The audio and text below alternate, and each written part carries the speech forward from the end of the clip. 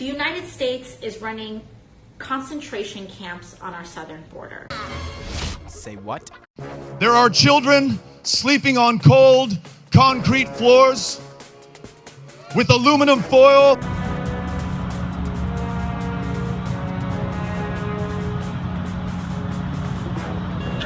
It's not working for the people whose lives you destroy, and it does not reflect the values. Hello and welcome to Roundtable Decision. For today's video, we're going to talk about the first night of Democratic debates and the takeaways and notes I gained from it. So the debates themselves, I thought I would start with this CNN article to see what the left side or the Democratic side, our perspective was for the situation before I give my thoughts and a more of a conservative perspective as well for how the debates went. So for the first set of debates, it talks about the first point being that Warren goes all in for Medicare. And when she goes all in, she's with Bernie for Medicare for All. And as I hinted on my last video earlier today, I talked about how Medicare for All has its problems, with obviously it being not free, and it's hard to have a system that works for all and have reasonable waiting times, as Canada and other systems would have a more universal healthcare type have problems with. But another coincidence what happened was there was a lot of Spanish speaking between the Democratic candidates and debatees. Cory Booker, Beto O'Rourke, and Castro all spoke in Spanish for part of their debate sequence, and I thought I would show this clip so that you could hear what was spoken in Spanish from these candidates who obviously were not Spanish. For any follow-ups. Because of this large field, not every person will be able to comment on every topic. Necesitamos incluir cada persona en el éxito de esta economía.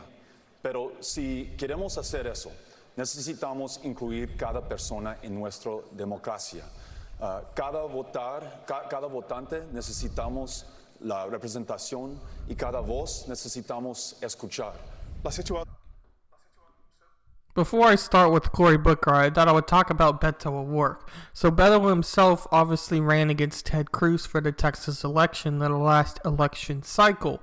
And Beto has his name in Texas, what obviously you would think he is Hispanic. Even though Beto O'Rourke is not Hispanic, he is actually Irish. And having the name of Beto, many people speculated in Texas it was a name to pander towards the Hispanic and Latino population. And obviously he is fluent in Spanish, as his Spanish is pretty good. But now that we're going to talk about Cory Booker, who a lot of Spanish native people have said that this Cory Booker speaking in Spanish was very rocky and he almost butchered the language itself. And it comes across as a total pandering to the Hispanic audience. And it comes as very forceful and almost negative in what he was trying to do. He did the opposite of what he wanted to do by speaking in Spanish. La situación ahora es inaceptable. Este presidente ha atacado, ha demonizado los inmigrantes. Es inaceptable y voy a cambiar este. Congresista O'Rourke, ¿qué haría usted en el primer día, si usted es presidente, sobre esta realidad que está ocurriendo? What would you do, Congressman, day one at the White House? Vamos a tratar cada persona con el respeto y dignidad que merecen como humanos. And this video did not show Castro speaking in Spanish during his closing and other parts, but Castro is obviously fluent in Spanish as he is Hispanic or Latino himself, so obviously his Spanish speaking wasn't so much of a problem. But a lot of people thought it was very wrongful for the candidates to do what aren't necessarily native in Spanish, especially Cory Booker. And then obviously Castro versus O'Rourke was a big part, as CNN calls it here, the Battle of the Texans. And the big topic they discussed over was immigration, as Castro highlighted the Section 1305 of the Immigration and Nationality Act, a position O'Rourke opposes, saying that he wants a comprehensive rewrite of the immigration laws and backs plans to ensure you don't criminalize those who are seeking asylum. So throughout the debate, Castro came across as very immigration anti-immigration, you would say, that he has very much a stance that he wants to change immigration and say that if you come across the border, it is not a crime. Obviously, this is the first time I've heard of Castro's stance, so I'm not completely certain of that is his real stance. But over the debate, that was what I came across, and that's what CNN seems to say as well, that Castro doesn't want the crossing of the border to necessarily be a crime, and he thinks that the right to the right to have an opportunity for U.S. land and U.S. opportunity should be a lot easier. And then another point, what the CNN article here demonstrates or talks about is Democrats drift leftward. And this particular thing talks about how Elizabeth Warren started it off, and then it came more and more less than there. And the fact that although Biden wasn't on stage, he never got discussed. So there was no really moderate candidates on stage besides a few, and those few didn't really get their voices very much heard compared to the more progressive ideas of Castro, Elizabeth Warren, and Cory Booker, who are much more left-leaning than more moderate. So the moderate Democrats didn't really get their voice heard, and that's pretty much what this part discusses. And then it says that there are 3 women on the stage. And obviously this is at the point where Governor Jay Inslee backed on abortion rights, responding to the claim that he was the only person on stage to sign into law measures that protect women's choice by saying that there are 3 women on the stage who have fought for abortion rights. So obviously that was in response for when the 3 women responded, or the 1 woman responded for the 3 women, that obviously there are more women on stage than usual for a Democrat or Republican election in general, and then that claim was absolutely false, even though it might be true to some extent. These women also have fought for abortion rights in particular. So obviously she got the win on that, she being Klobuchar, as she was able to take Inslee's point and turn it on its head. Warren sets the pace while O'Rourke wears the target. So again, that goes to the Battle of Texas as hinted as earlier, but O'Rourke also got attacked by the mayor Bill de Blasio from New York about his healthcare plan. And so he got attacked in the healthcare plan and immigration plan, and he didn't really come across as the winner, as when he defended himself, he seemed rather weak and was surprised that he actually was getting talked to in a negative light or saying that he was wrong. So he fell short in the debate in a lot of ways. Booker separates himself on guns. So I'll hint on this earlier on the next articles, but Booker was one of the only ones to hint at a buyback program for guns, and he also hinted at this line here saying, if you need a license to a car, you should need a license to buy and own a firearm, he said, adding that not everyone in this field agreed with that position. So essentially he's saying that there needs to be stricter gun laws on when you can actually purchase a gun. And although that claim seems very fair and very reasonable, it does have a lot of problems with the Second Amendment and other constitutional rights, as well as the buyback problem, or buyback program, being a very controversial thing to do in the United States compared to a place like Australia. And then it also hints what I've said earlier, that Biden gets a pass. So although there was 10 Democrats on stage debating with each other, Biden didn't even get referenced once between any of the candidates, which was rather surprising because I thought he would have got talked about at least once. Excuse me. Bill de Blasio goes New York. The exception to exception to that rule was Bill de Blasio. He was willing to interject at every turn. He plumbled O'Rourke all night, and he also made reference to South Bend, Indiana Mayor Pete, who isn't on stage until Thursday night. De Blasio said he's had serious conversations with his black son Dante and about how to protect himself.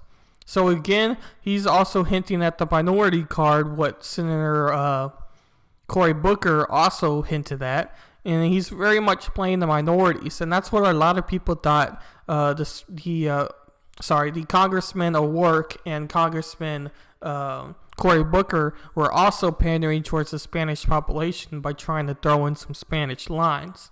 And I don't think that this is far stretched at all. But real quick, I was going to do a few fact checks over the debate, as there was a few claims what I thought were unreasonable at their core. So Jay Inslee, who is running for his climate change reason, and he's very much a one-issue candidate about climate change all the ways, as he famously said, climate change, climate change, climate change, in response to what he cared for his government campaign. But he stated that we are the fourth generation to feel the sting of climate change, and we are the last that can do something about it. It is our last chance as an administration, next one, to do something about it. The facts, not quite. This answer implies that after 2025 or 2029, when whoever is elected in 2020 leaves office, it will be too late to fight or limit climate change. That is a common misconception that stemmed from a UN Pacific report that came out last fall. When talked about 2030, mostly that's a key date in the Paris Climate Accord. So stopping right there, he based his information on the UN, and although the UN can be a credible source, it also has its hidden agendas or agendas what aren't so hidden as well. And climate change is a major point for the UN.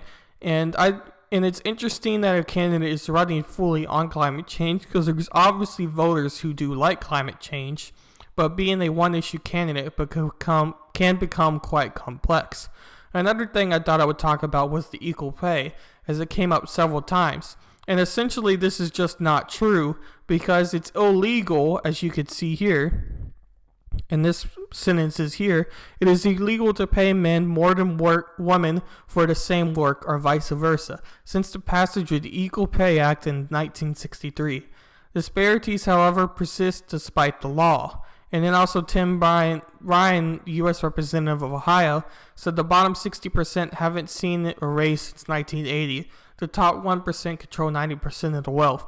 These figures exaggerate the state of income and wealth equality, while few studies single out the bottom 60%. The Congressional Budget Office calculates that the bottom 80% of Americans have seen their incomes rise 32% since 1979. So obviously that claim is partly false. Although it has some truth to it, it's false in its main points, or the main points he wanted it to be true for. But real quick, I thought I would get to my notes, what I took on the debate, and I have the article here if anyone wants to read it in full, because I'm only going to hit on a few of the points and talk about my thoughts over the debate. So you had Senator Elizabeth Warren, who was very much a anti-corporation, and she didn't list out any corporation she talked about. So she hinted that corporations were bad in several of her lines, but she never said which corporations were bad, compared to Cory Booker, who called out Google and other corporations such as Amazon out by name, and she never did that. And she said all corporations want to do is profit. She also wanted to focus on green energy and was willing to drop her own private healthcare plan in order to have a more universal type of healthcare plan. As she also claimed in her discussion that healthcare is why families go broke. And she, again, as most of you probably already know, she supports abortion and supports Roe v. Wade. She also said that gun issues are what need to be talked about more, as little girls and boys at 7 will die. And I think she said 1 out of every 7 boys and girls will die today because of gun violence. And I looked up this stat earlier today, and that is simply not true, but true. These deaths by guns include suicide and other events similar, and not just gun violence through murder or any of the other topics, because suicide is included. Now, if you count suicide as gun violence, then that statistic is true, but I don't necessarily count suicide within gun violence as that check. She also wanted universal background checks, as many of her other candidates wanted, and she claimed that research needs to be the main cause of gun violence and how to fix it. And I do agree with that claim. I think that more research on gun violence and how to fix it or how to help it would be a major progress towards the issue. Now going to former Representative Beto O'Rourke. He told a lot of stories about in Texas and how healthcare and a chance for healthcare should be used. So he's very much for healthcare. But another thing he noted was he said that he wanted a universal type of healthcare program, but the people should have an option to have private healthcare, which is an interesting point because he says Americans should have the right to choose. I don't think he ever said it in his words, but that is what he was hinting at. He said that there should be a choice of private healthcare, but every American should at least have something for healthcare. He also said that every woman should have the chance to do with her body as she wishes. And he said that the majority of criminals are non-violent drug crimes that make majority of prisons accountable for the opioid addiction. So again, he's talking about how to fix the opioid addiction would be starting within the prison system, which makes some sense. And I sent to here speaks, well, he's actually not native. I need to change that because, again, the Beto can throw you off and just, because he speaks, Spanish is not his native language, but he is fluent in Spanish, I guess you could say. And he also talked about how he went to the Santa Fe school shooting, and he said that the youth of the nation are the big reason for change in gun violence, and they are a big reason to have changes in gun violence because he said the youth of the nation should be heard in regards to this issue, similar to Parkland, where they were close by to in the debates. Now, Cory Booker, as I said right here, plays the minority card. And he played the minority card on both blacks and Latinos. And he said over and over again that he, in his community, in his African American community, several things are going wrong. And at one point he hinted that he hears gunshots.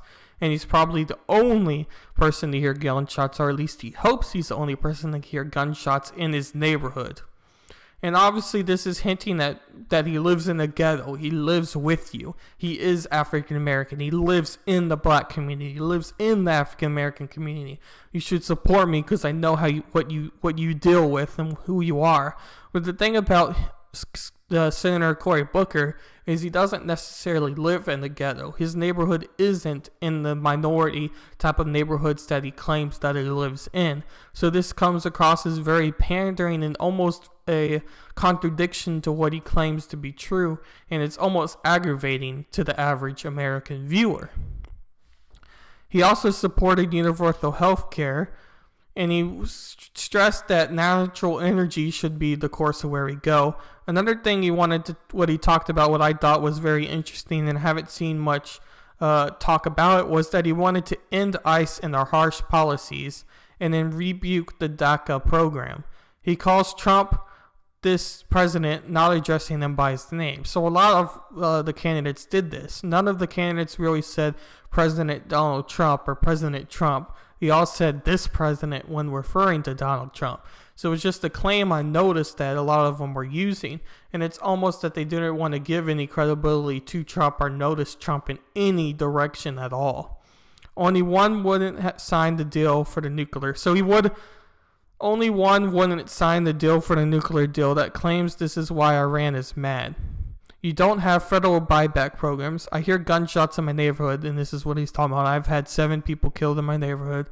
Kids are tired of having to practice gun-safe drills. We need to have bold actions and agenda. So he was claiming that bold actions are the only ways that what are going to be done, and issues need to be done now and right now. So it needs to be done right away, and you can't wait. So he's very pro that. Now, Castro, or Julian Castro, hinted a lot at the immigration type of things, and he started with this story as well about how his mom struggled. My mom are getting paid just because they are even. He wants to pass the Equal Pay Act he wants to pass the Equal Pay Act. I don't believe in reproductive freedom, but reproductive justice. And again, this is big. I don't believe in reproductive freedom, but reproductive justice. I don't even know what that really means. But in particular, if he's talking about justice as a whole, he would be talking about justice as that we would have to pay for someone to have an abortion? I don't know. I don't really know what he was talking about there. And that claim was just very weird. And he said that a person's right to choose is under assault, and we need to understand Roe v. Wade over the topic of abortion. He talks about that picture where we all know about the border of the father and daughter who died by drowning. He wanted to get rid of the zero tolerance policy on day one, and on the first 100 days to reshape the pathway to citizenship program. And then he talked about that section 1325, what we saw under the CNN article. And I need to come back and edit some of this as I see some spelling errors. Thank you, Dyslexia. But I'll do that and republish it for anyone that's interested in looking at my notes for the last debate.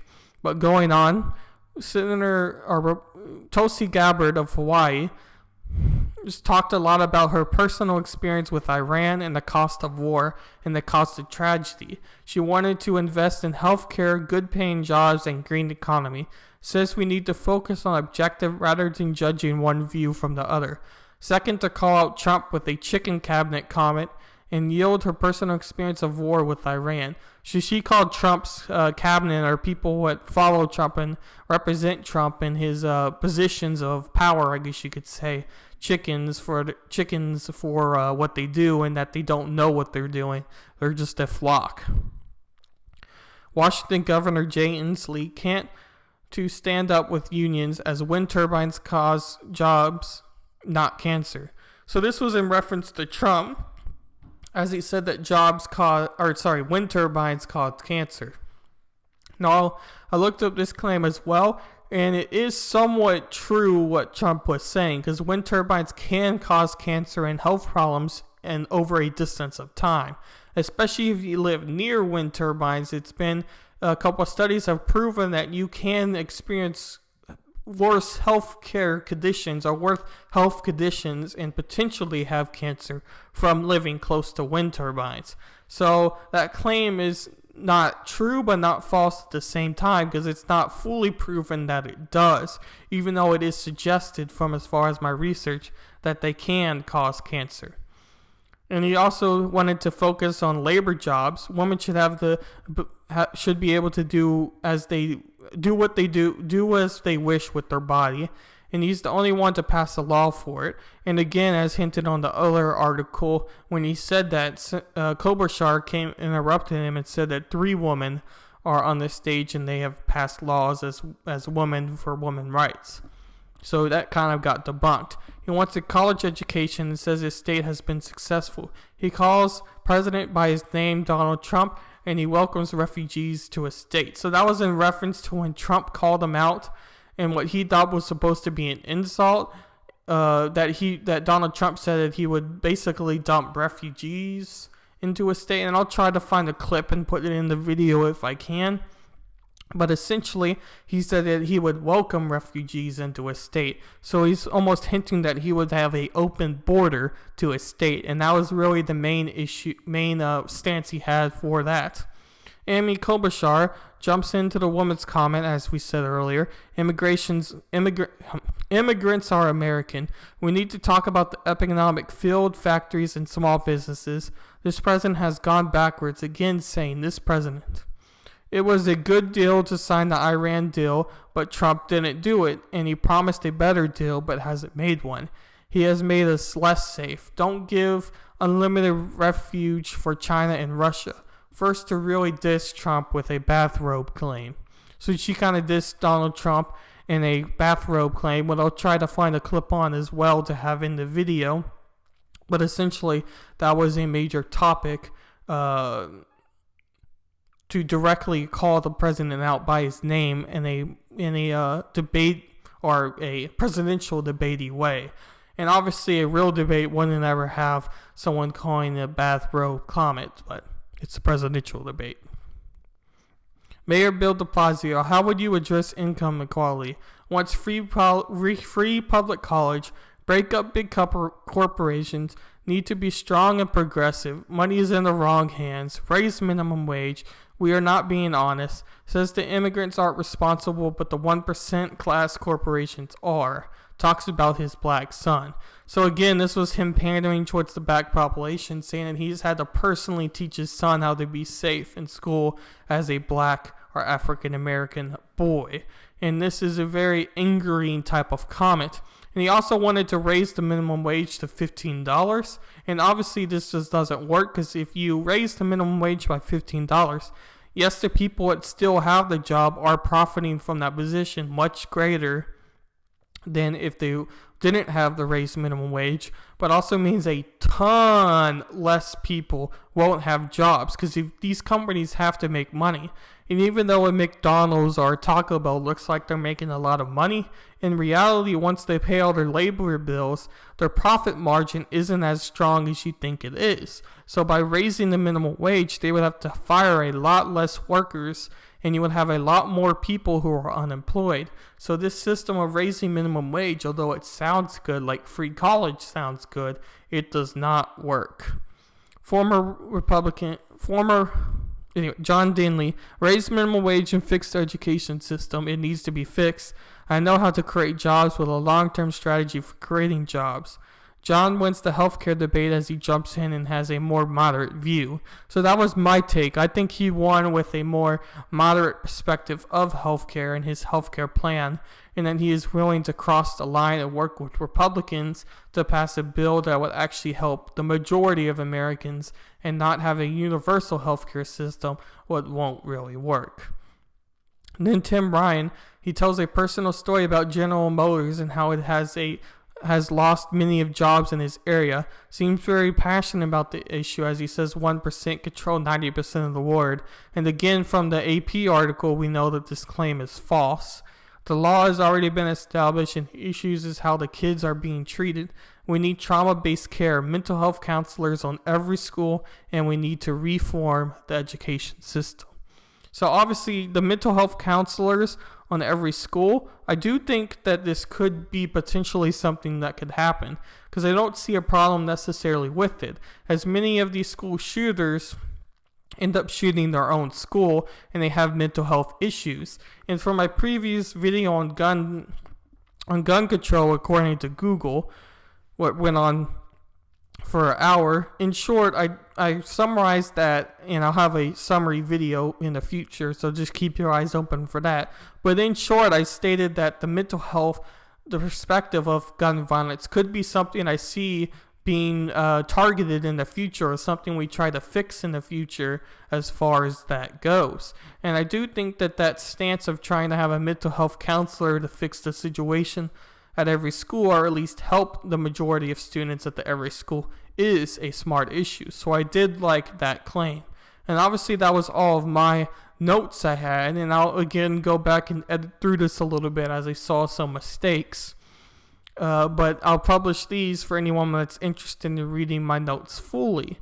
But another one I thought I would quickly hint at and not spend too much time with was the amount of minutes each person had. So amount of words spoken by each candidate for this one. Cory Booker was at the top with 2,181, and Beto O'Rourke followed with 1,932, and then Elizabeth Warren was 16,037. Then you had the last candidate, Jay Inslee, who's the one issue candidate with only 875 words. The interesting one, what I saw, was Tulsi Gabbard, who had 1,243 words. And I thought her words and what she said were extremely to the point and direct. And I think this helped her out a lot. I'm not sure how she's polling, even though polls can be quite not right or wrong in a lot of ways, as they have a lot of problems with it. I'm not sure how she's polling, but I do think that she really helped her situation out with the words she said, and really came across as the winner in the Iran or foreign war deal, as that's her big claim, that she wants to not be involved in the war and not be involved in any wars and re-sign the Iran nuclear deal to end the conflict. So I do think that she won that quite a bit. But real quick, to sum this all up, I think that there is a lot of pandering what happened in the debate, and it wasn't necessarily a debate in itself. It was very much a talking point, and although some of the candidates had different opinions, and there was some crosstalk between like Bill de Blasio and Beto O'Rourke, or Castro and Beto O'Rourke, and Elizabeth Warren and others, and there was some crosstalk, but it wasn't necessarily a debate. It was more of a discussion forum and discussion topics over issues what a lot of them agreed upon. And this isn't necessarily a bad thing, but I do think that it has its problems. As a debate, a formal debate would have probably been a little bit better than what we actually experienced. And it was very much pandering, as I've stated earlier, and it was almost aggravating to watch, as there was a lot of lies, and you can read the further lies if you want to go to any of the fact-checking sources. But it was just almost an embarrassing thing to watch. And this second debate, what I'll also have a recap video on, should be very interesting, as you have Bernie Sanders and Joe Biden in the same room. Thank you for watching.